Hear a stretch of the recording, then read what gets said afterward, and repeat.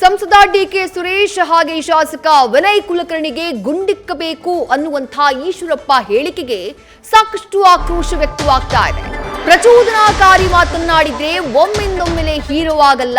24 ಗಂಟೆಯ ಒಳಗಾಗಿ ಕೆಎಸ್ ಈಶ್ವರಪ್ಪ ಅವರು ತಮ್ಮ ಮಾತನ್ನ ವಾಪಸ್ ಪಡೆಯಬೇಕು. ಹೇಳಿಕೆಯನ್ನ ಹಿಂಪಡೆಯದೇ ಇದ್ರೆ ಕಠಿಣ ಕಾನೂನು ಕ್ರಮವನ್ನ ಜರುಗಿಸಬೇಕಾಗತ್ತೆ ಅಂತ ಹೇಳಿ ಈಶ್ವರಪ್ಪ ಅವರಿಗೆ ಕಠಿಣ ಎಚ್ಚರಿಕೆಯನ್ನ ನೀಡಿದ್ದಾರೆ ಕಾನೂನು ಸಚಿವ ಎಚ್.ಕೆ. ಪಾಟೀಲ್.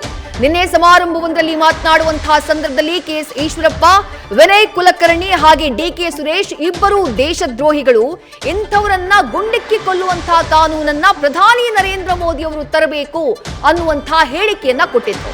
ಆ ಹೇಳಿಕೆಗೆ ಕಾಂಗ್ರೆಸ್ನಿಂದ ತೀವ್ರ ಖಂಡನೆ ವ್ಯಕ್ತವಾಗ್ತಾ ಇದೆ.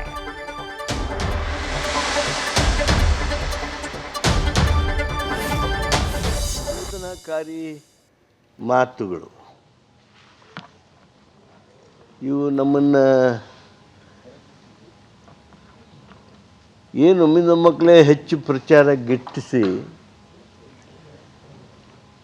ಹೀರೋ ಆಗಿಬಿಡ್ತೀವಿ ಅನ್ನುವ ಆ ಕಲ್ಪನಾ ಲೋಕದಲ್ಲಿ ಏನಿರ್ತಾರೆ ಅವರು ಭಾಳ ದೊಡ್ಡ ಪ್ರಮಾದಗಳನ್ನು ಮಾಡ್ತಾ ಇದ್ದಾರೆ.